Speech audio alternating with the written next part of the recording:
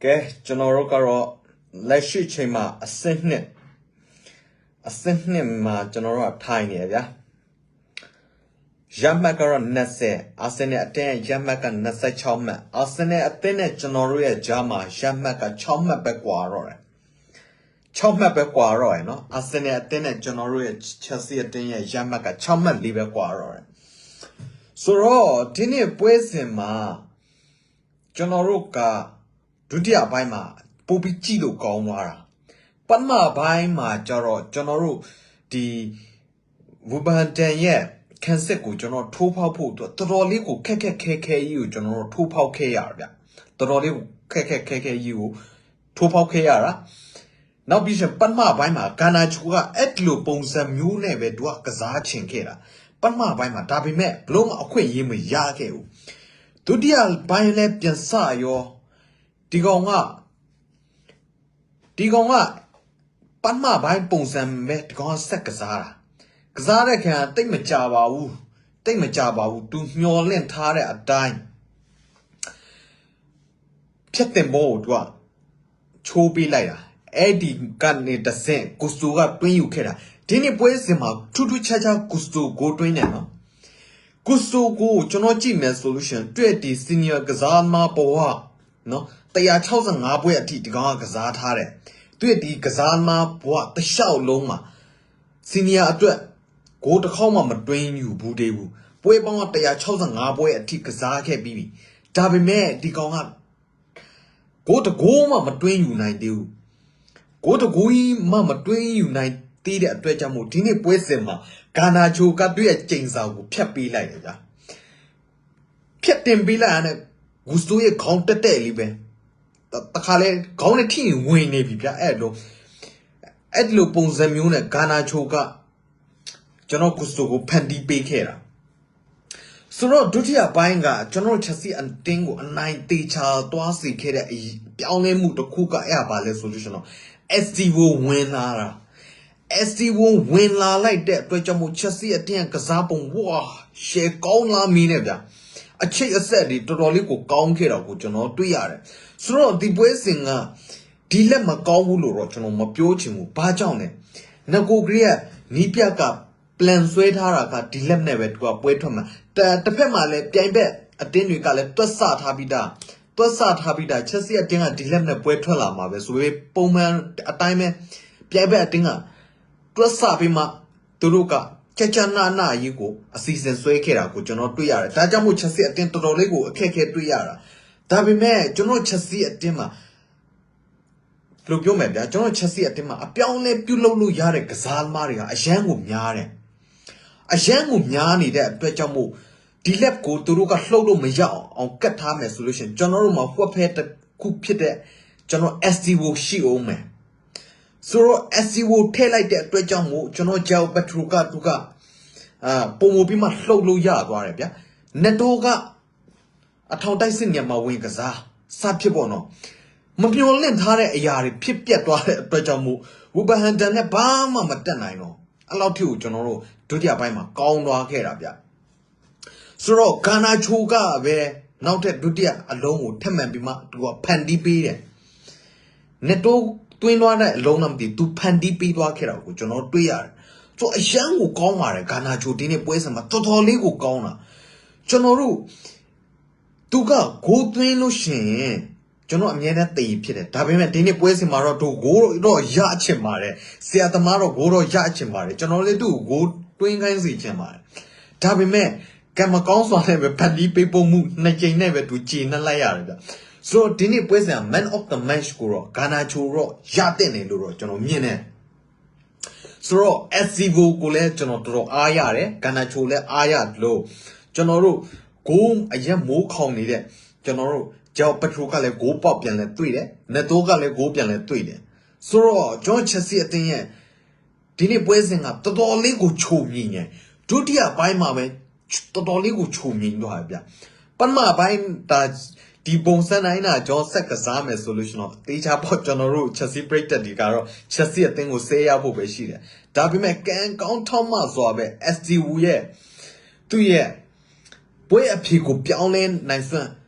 တော်တော်လေးကိုအလုပ်ဖြစ်သွားခဲ့တယ် Estivo ကိုတော့ကျွန်တော်လုံးဝမေ့လို့မရတော့နော်မေ့လို့မရအောင်အခုကျွန်တော်ချက်စီအတင်းအတိုက်စစ်မှာတော်တော်လေးကိုခြေစွမ်းပြနေရကကာနာချိုခြေစွမ်းပြတယ်ကျွန်တော်ကစ်တန်ကတော့ဒီနေ့ပွဲစဉ်မှာတို့အနေငယ်ကစားတယ်ကစ်တန်ကလည်းခြေစွမ်းပုံမှန်ပြန်လေရရှိလာပြီလို့လည်းကျွန်တော်ပြောလို့ရတယ်ဒါပေမဲ့တဖြည်းဖြည်းနဲ့တွေးယူရအောင်မယ်ကစ်တန်ရဲ့ခြေစွမ်းကိုတော့ကျွန်တော်ဒီဇိုင်းမမက်ကြီးကိုတော့ကျွန်တော်တို့တွားပြီးမှယုံလို့တော့မရသေးဘူးဒါပေမဲ့ခြေတွေးပြီးရမယ့်အဆင့်တော့ရှိနေသေးတယ်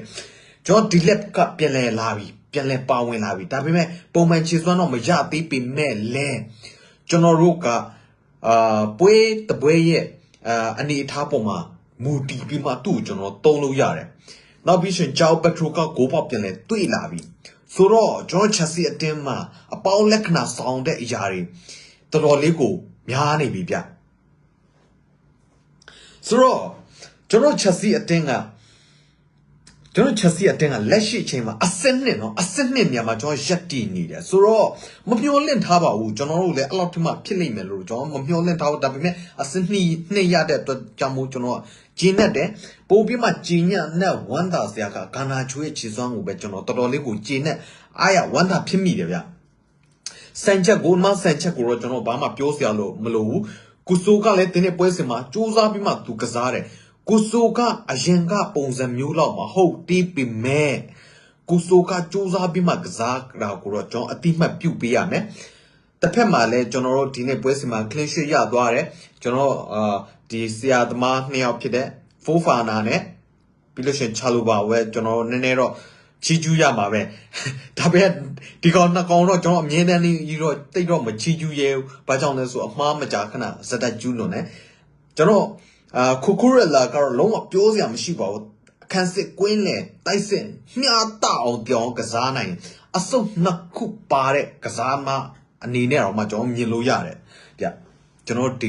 ခိုခိုရလာပါကွင်းလေမှာတော့ကိုက်စတိုကတော့လုံးဝကျွန်တော်တို့ချွင်းချက်ဘာမှပြောစရာမရှိအောင်ကောင်းနေပြီသားအန်ဆိုဖန်နန်တက်ဆိုလူရှင်နဲ့ဒီနေ့ပွဲစဉ်မှာတော်တော်လေးကိုခြေစွမ်းပြတယ်ဖန်တီပေးပို့မှုအချိန်ချင်းပြုတ်လို့ပြီးပေမဲ့လည်းတိုက်စစ်ကကျွန်တော်တိတ်ပြီးမှအဆုံးမတက်နိုင်တဲ့အတွက်ကြောင့်မို့သူ့ရဲ့ဖန်တီပေးပို့မှုတွေကအချင်းချင်းတက်ဖြစ်သွားခဲ့တယ်ဗ